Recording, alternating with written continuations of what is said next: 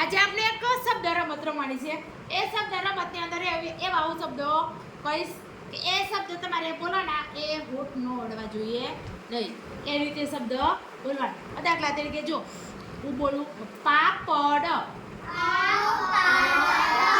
પાપડ, તો શું થાય છે? હોઠ ન અડે છે. એકબીજા સામ સામે હોઠે અડે છે ને? બોલો તો પાપડ.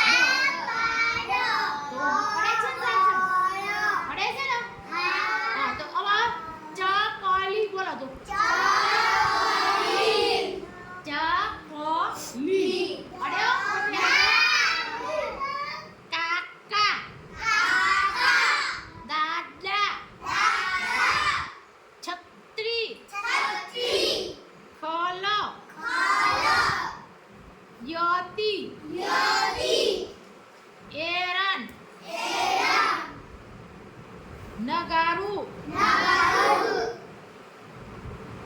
Coca-Cola, Sasalu, Talwar, Gajah,